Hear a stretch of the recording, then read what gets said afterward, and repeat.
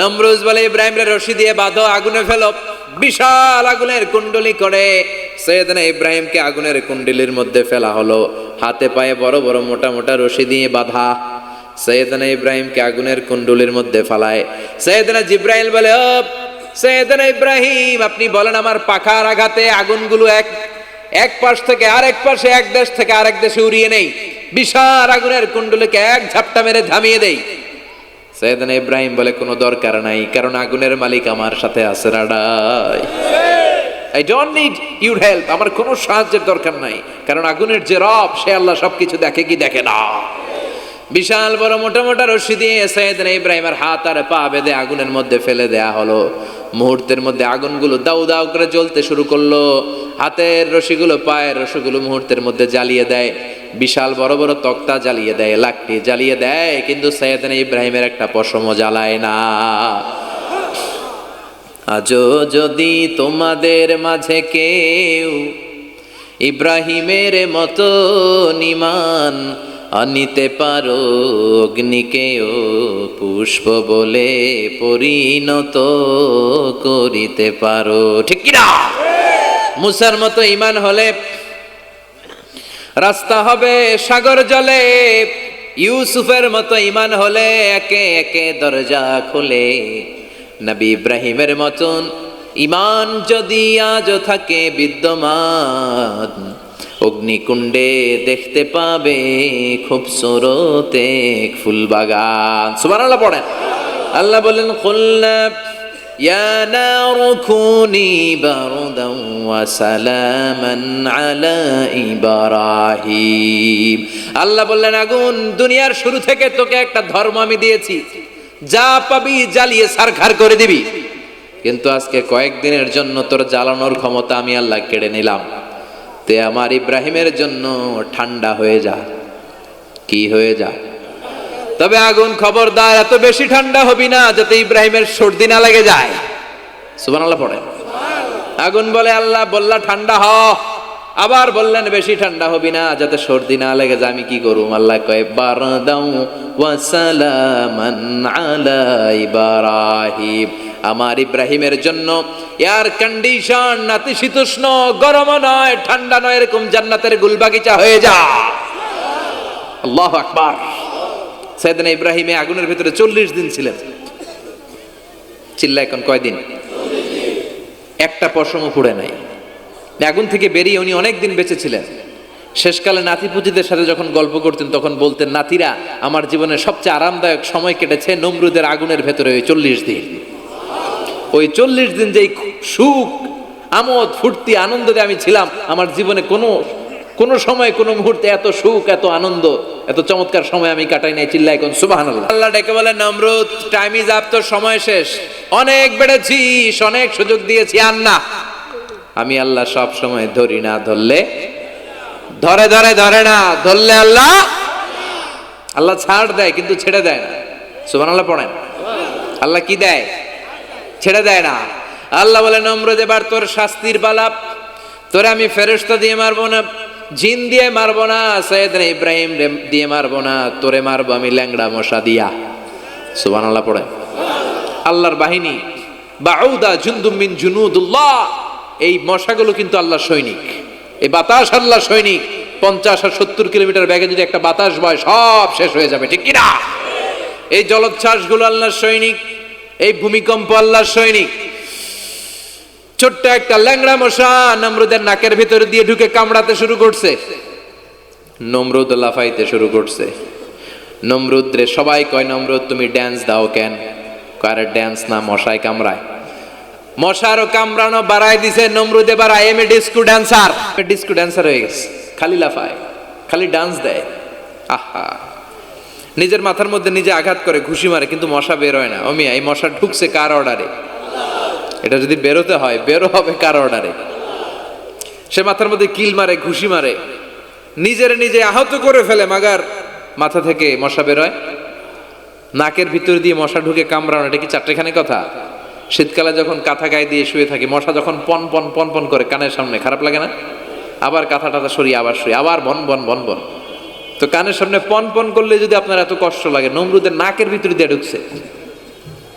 মস্তিষ্কে কামড়াচ্ছে, ওর কেমন লাগে? নমরুদ আর পারে না, অসহ্য, নিজের নিজে মারতে মারতে হাত পা কপাল সব লাল করে ফেলছে। অবশেষে আশেপাশে চাকর বাকর খাদেম খুদ্দাম যারা আছে সবাই বললো, আমি আর পারিনি, এবার তোরা মার, তোরা মার। সবাই কয়ে, নমরুদ আজীবন আম করে মারছো, এবার পাইছি খেলা, এবার ইচ্ছা মতো তোরা বিড়াম। এবার সবগুলো আমি নমরুদে মারা শুরু করছি। মারতে মারতে বেহুশ মাগার মশা বেরোয়। এই মশা ঢুকেছে কার অর্ডারে? বের হবে কার অর্ডারে? তারপরও বেরোয় না। নমরুদকে এবার আমারে জুতা মার। কি মার? এখন আমরা পরি প্লাস্টিকের জুতা, চামড়ার জুতা, তখন পড়তো খরমের জুতা, কাঠের জুতা। খরমের জুতা, চামড়ার জুতা। খরমের জুতা বানায় কি দিয়া? কথা কন, চিনেন? এবার ক্যামেরা জুতা মার। সবাই এবার কাঠের জুতা লইছে, ইচ্ছা মতো পিটান শুরু। পিটাইতে পিটাইতে ওর মাথা ফাটিয়ে রক্তাক্ত করে শেষ। নমরুদের খেলা শেষ। নমরুদের খেলা যখন শেষ, আল্লাহর সৈনিক ওই ল্যাংড়া মশা নাক থেকে বের হয়ে শূন্যে উড়াল দিয়েছে। চিল্লায় পড়েন আল্লাহু আকবার। পৃথিবীতে কেউ তো স্থায়ী হয় না, হোক না সে ফেরাউন কিবা নমরুদ। কেউ ভাবে চিরদিন রয় না, কেউ ভাবে চিরকাল রয় না। পৃথিবীতে কেউ তো স্থায়ী হয় না, হোক না সে ফেরাউন কিবা নমরুদ। কেউ ভাবে চিরদিন রয় না। চিল্লায় বলেন ঠিক কিনা? নমরুদ আজীবন থাকতে পারছে? ওর ক্ষমতা, ওর দাপট, ওর জুলুম, ওর অত্যাচার, ওর শেষ রক্ষা করতে পেরেছে? কথা কন। ফেরাউনের দাপট আর ক্ষমতা বাঁচাতে পেরেছে? এখনো যারা দাপট দেখায়, জুলুমবাজ, এদের ক্ষমতা দাপট এদেরকে বাঁচাতে পারবে না। বাঁচানোর মালিক একজন। চিল্লায় বলো, তিনি কে? এজন্য আল্লাহ ডেকে বলে, গোলাম ইব্রাহিমের জীবনেতে তোমাদের জন্য শিক্ষা আছে, শিক্ষা আছে ইব্রাহিমের জীবনের জন্য। ও নবী, আমি এই কিতাবকে আপনার কাছে পাঠিয়েছি অন্ধকারাচ্ছন্ন মানুষগুলোকে অন্ধকার থেকে আলোর দিকে নিয়ে যেতে। এই কোরআনের ভেতরে আলো আছে না নাই? সবকিছুর সমাধান আছে না নাই? সমাধান চাও যদি জীবনে, মরণে ফিরে যাও, খুঁজে নাও, চোখ রাখো কোরআনে। সুবহানাল্লাহ পড়েন। চোখ রাখবেন কোথায়? নাকি মোবাইলে, না টিভিতে, না এটিএন বাংলার পর্দায়? আসিতেছে আগামী শুক্রবার রঙিন পর্দায়, চোখ রাখুন এটিএন বাংলায়। এটিএন বাংলায় চোখ রাখবেন? কই রাখবেন? সমাধান চাও যদি জীবনে, মরণে ফিরে যাও, খুঁজে নাও, চোখ রাখো কোরআনে। ঠিক কিনা? If you want the solution this dunya and akhirah, go back, have a look to the holy Quran. সুবহানাল্লাহ পড়েন। কি নবী আল্লাহ বানালেন, ওই নবীর নামে আল্লাহ একটা সূরা দিলেন। আবার আল্লাহ বললেন, ও দুনিয়ার মুসলমানেরা শোনো, তোমাদেরকে মুসলমান বলে নাম করেছে সাইয়েদনা ইব্রাহিম। ঠিক কিনা? আবার এই নবী সাধারণ কোন নবী নয়, এই নবী হলো তোমাদের জাতির পিতা। আমাগো জাতির পিতা কেডা? কথা কন আরো জোরে, সবাই মিলে বলেন, মিল্লাতা আবিকুম ইব্রাহিম হুয়া সাম্মাকুমুল মুসলিমিন। মিল্লাতা আবিকুম ইব্রাহিম, তোমাদের জাতির পিতার নাম, আমাদের জাতির পিতার নাম ওয়া সাম্মাকুমুল মুসলিমিন, তিনিই তোমাদেরকে মুসলমান নামকরণ করেছে। আবার আল্লাহ বললেন, আসলিম ইব্রাহিম, তুমি সবাইরে মুসলমান বানাও, আগে নিজে মুসলমান হও। আসলিম ক্বালা আসলামতু লিরাব্বিল, ও ইব্রাহিম তুমি মুসলমান হও। বলার সাথে সাথে ইব্রাহিম বলে, আল্লাহ দেরি নাই, আমি মুসলমান হয়ে গেলাম। ইহুদিরা দাবি করতো সাইয়েদনা ইব্রাহিম নাকি ইহুদি, নাউজুবিল্লাহ পড়বেন না? খ্রিস্টানরা দাবি করতো সাইয়েদনা ইব্রাহিম নাকি খ্রিস্টান।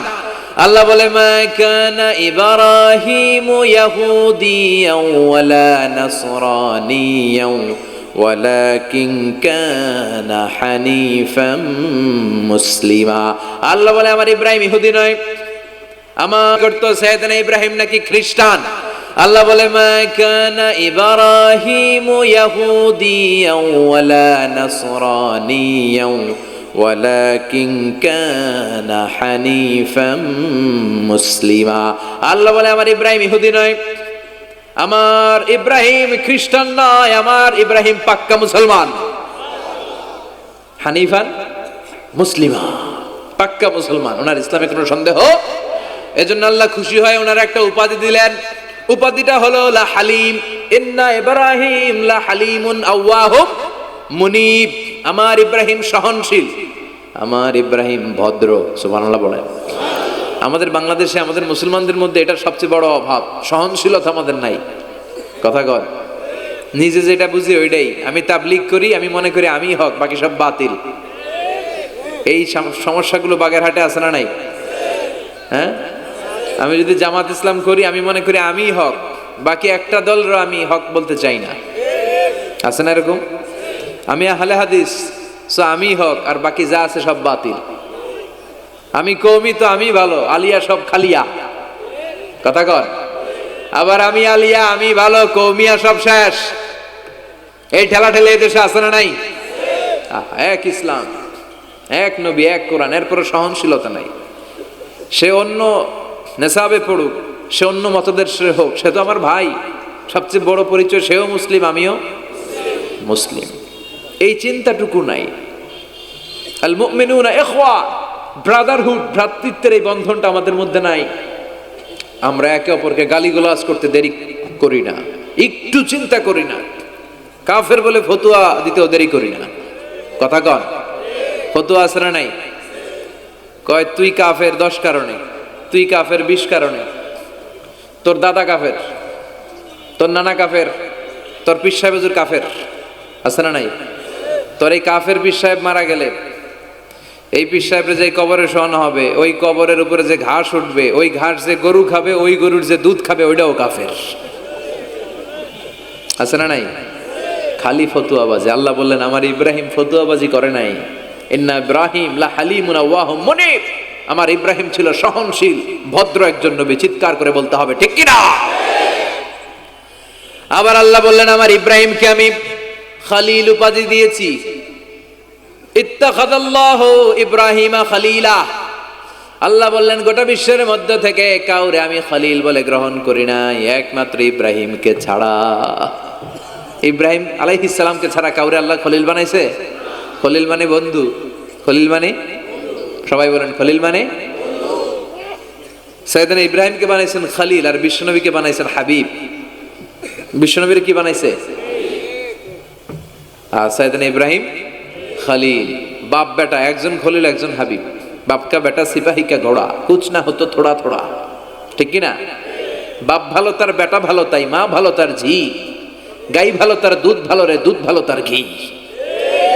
বাবা যদি ভালো হয় ছেলে ভালো, মা যদি ভালো হয় মেয়ে ভালো, গাই যদি ভালো হয় দুধ ঘি ভালো। কথা বলেন। যেমন বাপ তেমন বেটা। বাবা হলেন খলিল, ছেলে হলো হাবিব। খলিল মানেও বন্ধু, হাবিব মানেও বন্ধু। খলিল মানে এমন বন্ধু যেই বন্ধু আল্লাহরে খুশি করার জন্য কাজ করে। কথা বুঝতে হবে। খলিল মানে এমন বন্ধু যেই বন্ধু আল্লাহরে খুশি করার জন্য কাজ করে। আর হাবিব মানে এমন বন্ধু যেই বন্ধুরে খুশি করার জন্য আল্লাহ নিজেই কাজ করে। কার দাম বেশি? হাবিবের দাম বেশি। সুবহানাল্লাহ কইবেন না? এই বাপ বেটার মধ্যে অনেক দিক দিয়ে মিল আছে না নাই? সাইয়েদনা ইব্রাহিম বাবা, বিশ্বনবী ওনার অধস্তন সন্তান। এই বাপ বেটার মধ্যে অনেক মহব্বত আছে না নাই? মিল আছে না নাই? আমি কোরআন হাদিস ঘেটে 60টা মিল পেয়েছি। কয়টা? সাইয়েদনা ইব্রাহিম আর বিশ্বনবীর মধ্যে 60টা মিল খুঁজে পাওয়া যায়। শুনবেন? হ্যাঁ, কষ্ট হচ্ছে না? 1 নাম্বার মিল হচ্ছে ফেস কাটিং এ মিল। সাইয়েদনা ইব্রাহিমের চেহারা যেমন ছিল, বিশ্বনবীর চেহারা প্রায় ওইরকমই ছিল। বিশ্বনবী যখন মেরাজ রজনীতে এক এক আকাশে এক এক নবীর সাথে দেখা করেছেন, দুনিয়ায় এসে সাহাবাদেরকে শোনাচ্ছিলেন এই নবী এমন, ওই নবী দেখতে এমন, এই নবীর চেহারা এমন। এরকম যখন বলছিলেন, সাইয়েদনা ইব্রাহিমের কথা যখন তিনি বলতে শুরু করলেন, উনি বললেন আম্মা ইব্রাহিম ফানজুরু ইলা সাহিবিকুম। আর সাইয়েদনা ইব্রাহিম দেখতে কেমন জানো? দেখতে চাইলে আমার দিকে তাকাও। তার মানে বিশ্বনবীর চেহারা যেমন ছিল, সাইয়েদনা ইব্রাহিমের চেহারা অনেকটা তেমন ছিল। এই চেহারার দিক দিয়ে ফেস কাটিং এ বাপ বেটার মধ্যে মিল আছে না নাই? 2 নাম্বার, এই কোরআনের ভেতরে রব্বুল আলামিন বিশ্বনবীর ক্ষেত্রে উসওয়ায়ে হাসানা ব্যবহার করেছেন। আবার সাইয়েদনা ইব্রাহিমের ক্ষেত্রেও উসওয়ায়ে হাসানা ব্যবহার করেছেন। লাকাদ কানা লাকুম ফি রাসূলিল্লাহি উসওয়াতুন হাসানা, তোমাদের জন্য রাসূলের জীবনে উত্তম আদর্শ আছে না নাই? আল্লাহ রাসূলের ক্ষেত্রে আল্লাহ বললেন উসওয়ায়ে হাসানা, আবার সাইয়েদনা ইব্রাহিমের ক্ষেত্রেও বললেন উসওয়াতুন হাসানা ফি ইব্রাহিম, ইব্রাহিমের জীবনেও উসওয়ায়ে হাসানা আছে। উসওয়ায়ে হাসানা মানে নিদর্শন বা মডেল, আমাদের অনুকরণীয় ব্যক্তিত্ব। আমাদের অনুকরণীয় ব্যক্তিত্ব হচ্ছে নবীরা, কবিরা না। কথা কন, কবিরা আমাদের মডেল না নবীরা? নায়করা আমাদের মডেল না নবীরা? সালমান খান আমাদের মডেল নয়, শাহরুখ খান মডেল নয়, ঋত্বিক রোশন আমাদের মডেল নয়, কোন নায়ক নায়িকা গায়ক গায়িকা ডান্সার সেলিব্রিটি আমাদের মডেল নয়। আমাদের মডেল হচ্ছে বিশ্বনবী, আমাদের মডেল হচ্ছে সাইয়েদনা ইব্রাহিম। চিল্লায় বলেন ঠিক কিনা? এজন্য আল্লাহ কোরআনের মধ্যে দুজনের ক্ষেত্রেই বললেন উসওয়ায়ে হাসানা, দুইজনই উত্তম আদর্শ। কয়টা মিল পাইলেন? মনোযোগ নাই? মনোযোগ আছে না গেছে? 3 নম্বর মিল, এই দুইজন নবী ছিলেন উলুল আজমি মিনার রুসুল। এই দুনিয়ায় যতগুলো নবী এসেছে তার মধ্যে 5 জন নবী ছিল শ্রেষ্ঠ। এই 5 জনের মধ্যে বাপ বেটা আছে না নাই? খেয়াল রাখবেন, উলুল আজমি মিনার রুসুল, দৃঢ় প্রত্যয়ী নবী 5 জন। কারা? সাইয়েদনা নূহ, সাইয়েদনা ইব্রাহিম, সাইয়েদনা মূসা, সাইয়েদনা ঈসা, বিশ্বনবী মুহাম্মদ রাসূলুল্লাহ। এই 5 জন হচ্ছে উলুল আজমি মিনার রুসুল। এই 5 জনের মধ্যে বাপ বেটা 2 জন আছে না নাই? এরপরে বাপ বেটার মধ্যে আরেক মিল হচ্ছে বিনাউল কাবা। বাপ বেটা 2 জনই কাবা বানিয়েছে, বিশ্বনবী বানিয়েছে ছোট্টবেলায়, সাইয়েদনা ইব্রাহিম বানিয়েছে বৃদ্ধ বয়সে। ঠিক কিনা? বানাইছে না? বিশ্বনবী বানাইছে যখন বয়স একেবারে কম, কোন বর্ণায় 8, কোন বর্ণায় 10 বছরের বাচ্চা, বড় না ছোট? কথা কন। এই ছোট্ট মুহাম্মদ সাল্লাল্লাহু আলাইহি ওয়াসাল্লাম, তিনি পাথর কেটে কেটে, পাথর কাঁধে নিয়ে বহন করে করে কাবা ঘর নির্মাণ করেছে। ওনার সমবয়স্ক বন্ধুরা তারাও বিশ্বনবীর সাথে পাথর টেনেছে, কিন্তু সবগুলা টানছে লুঙ্গি খুললা। কেমনে? কথা কন। ছোট বাচ্চারা লুঙ্গি খুলে ফেলে না? সবাই লুঙ্গি খুলে লুঙ্গি ভাঁজ করে কাঁধের মধ্যে রেখেছে, এরপরে কাঁধের উপর পাথর নিয়ে পাথর টেনেছে যাতে কাঁধে ব্যথা না পায়। কিন্তু বিশ্বনবী তো লুঙ্গি খোলে না। সুবহানাল্লাহ পড়েন। বিশ্বনবীর লজ্জাস্থান কেউ দেখে নাই। হালিমাতুস সাদিয়া, বিশ্বনবীর দুধমা, উনি বলেন এই কুরাইশি মুহাম্মদকে আমি 5 বছর ঘরে রাখলাম, পাললাম। এই 5 বছরের জন্য এই ছোট্ট মুহাম্মদ একবারও কাঁদে নাই, ক্ষুধা লাগলেও কাঁদে না, ব্যথা পেলেও কাঁদে না, শুধু লজ্জাস্থানের জায়গা থেকে কাপড়টা একটু সরে গেলে চিৎকার দিয়ে ওঠে। কি নবী ছিলেন, কি লাজুক ছিলেন। আল হায়া ও শুবাতুম মিনাল ঈমান, এই লজ্জা ঈমানের অঙ্গ। এখন আমাদের মধ্যে লজ্জা শরম নাই। নারীদের পোশাকের বেহাল দশা, মশারি কি পাতলা, এর চেয়েও পাতলা। কথা কন। আমার বোনেরা, এই হেজাব ছেড়ে দিয়েন না, নেকাব ছেড়ে দিয়েন না, ওড়নাগুলো ছেড়ে দিয়েন না। এগুলো আপনাদের সম্মান, এগুলো আপনাদের মর্যাদা। এই হেজাব আপনার অধিকার, হেজাব আপনার অহংকার, হেজাব আপনার আভিজাত্যের প্রতীক, হেজাব আপনার রুচির প্রতীক। আপনি কতটুকু রুচিশীল, আপনি কতটুকু ভদ্র মার্জিত ডিসেন্ট ম্যানারে আপনি চলেন, এটা প্রমাণ করে দিবে আপনার হেজাব, আপনার পর্দা। চিল্লা এখন ঠিক কিনা? যারা নারী অধিকারের কথা বলে এরা নারীদেরকে ঠকায়। যারা নারী আন্দোলনের কথা বলে এরা নারীকে বিজ্ঞাপনের পণ্য বানায়, এমনি বেশকি মেরা থাকে, উলঙ্গ নেকেড এরকম নারীদের দেহকে প্রদর্শন করে। এরা নারীকে ভোগের পণ্য বানায়, বিজ্ঞাপনের সস্তা পণ্য করে, রূপালী পর্দায় উলঙ্গ করে উপস্থাপন করে, আর সুযোগ পেলে ধর্ষণে সেঞ্চুরি করে। এদের ঘরেই নারীরা বেশি নির্যাতিত। দেখবেন এদের ওয়াইফ নির্যাতিত হয় এদের দ্বারা, এদের ঘরের কাজের মেয়ে নির্যাতিত হয় এদের হাতে। কথা বলেন। ইসলাম যে নারীকে মর্যাদা দিয়েছে, গোটা বিশ্বের কেউ নারীকে এই মর্যাদা দিতে পেরেছে? বিশ্বনবী ছোটবেলায় কাবা ঘর নির্মাণে অংশগ্রহণ করেছেন। 10 বছর বয়সের মুহাম্মদ অন্যান্য সাথীদের সাথে পাথর টানে, সবাই লুঙ্গি খোলে কাঁধে রেখে, তারপরে পাথর টানে। বিশ্বনবী পাথর টানে লুঙ্গি না খোলে। সুবহানাল্লাহ। বিশ্বনবীর চাচা আবু তালেব বলে, এই ভাতিজা মুহাম্মদ করো কি, সবাই লুঙ্গি খুলছে তুমিও খোলো। বিশ্বনবী কেন, আমি খুলুম না। বিশ্বনবী বলে খুলবো না। আবু তালেব বিশ্বনবীর লুঙ্গির গোছা ধরে টান মারছে খোলার জন্য, টান মারার আগে বিশ্বনবী বেহুশ হয়ে জমিনে পড়ে যায়। ওনার সিক্রেট অর্গান লজ্জাস্থান কেউ দেখে নাই। সুবহানাল্লাহ পড়বেন না? তার মানে উনি কাবা ঘর নির্মাণের কাজ করেছেন ছোটবেলায়, আর সাইয়েদনা ইব্রাহিম করেছেন বয়স্ক হয়ে। সুবহানাল্লাহ কইবেন না? এরপরে আরেকটা মিল হলো বাপ বেটা দুজনে হিজরত করেছেন, বিশ্বনবীও হিজরত করেছেন, সাইয়েদনা ইব্রাহিমও বিশ্বনবী হিজরত করেছেন মক্কা থেকে মদিনায়। সাইয়েদনা ইব্রাহিমের জন্ম হয়েছে ইরাকের বাবেল নগরীতে। তিনি বাবেল থেকে হিজরত করে ফিলিস্তিন, ফিলিস্তিন থেকে মিশর, মিশর থেকে সৌদি আরব, ওখান থেকে মক্কা থেকে আবার মিশর, আবার বাবেল। সুবহানাল্লাহ। গোটা বিশ্বের সব আল্লাহওয়ালাদের, ইসলাম প্রিয়দের, ইসলামের পক্ষের শক্তি যারা, তাদের একই নমুনা, নিজ ঘরে পরবাসী, নিজ এলাকায় পরবাসী। হকের কথা বলার কারণে নিজ এলাকায় তারা থাকতে পারে না, নিজ ঘরে ঘুমাতে পারে না, বাধ্য হয়ে অন্য জায়গায় গা ঢাকা দিয়ে চলতে হয়। চিল্লা এখন ঠিক কিনা? বিশ্বনবীর জীবনে যে ঘটনা, সাইয়েদনা ইব্রাহিমের জীবনে একই ঘটনা। হিজরত করেছে, আল্লাহ বলে ওয়ালা তাহিনু ওয়ালা তাহজানু, ভয় নাই, চিন্তা নাই, আনতুমুল আ'লাউনা ইন কুনতুম মুমিনিন, বিজয় তোমাদের হবেই যদি তোমরা মুমিন হও, যদি তোমরা। তবে ঈমানটা হতে হবে পাক্কা ঈমান। ঈমান ঈমানে পার্থক্য আছে না নাই? কথা কন। যে ঈমানে প্রয়োজনে জ্বলে ওঠে না, যে ঈমান সত্য ন্যায়ের কথা বলে না, এরকম ঈমান আছে না নাই? পাপ দেখবে, অন্যায় দেখবে, কোনো কথা কয় না। নিজের মেয়ের বয়সী একটা মেয়েকে কিছু বখাটে ছেলেরা টিস করে, কিচ্ছু কয় না, পাশ দিয়ে হেঁটে চলে যায়, এরকম ডাকাত আছে না নাই? যে ঈমানে প্রয়োজনে জ্বলে ওঠে না, যে ঈমান সত্য ন্যায়ের কথা বলে না, যে ঈমান বাস্তবে নাই, যে ঈমান অন্তরে নাই, মুখে শুধু ফাঁকা বলি, কি করে তারে বলো ঈমানে বলি, কি করে তারে বলো ঈমানে বলি, কি করে তারে বলো ঈমানে বলি। আছে না নাই?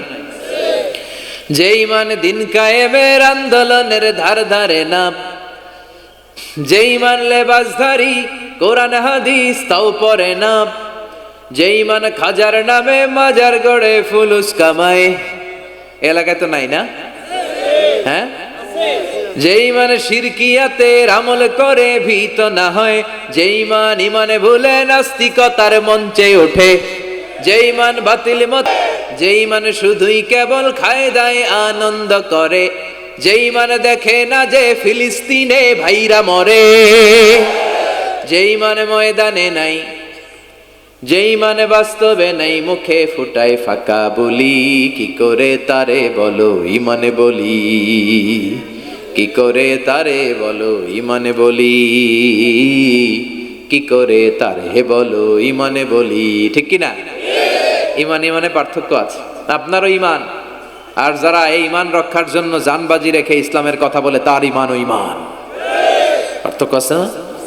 সাইয়েদনা ইব্রাহিমও হিজরত করেছেন, বিশ্বনবীও হিজরত করতে বাধ্য হয়েছেন, তার মানে হিজরতের দিক থেকে মিল আছে না নাই?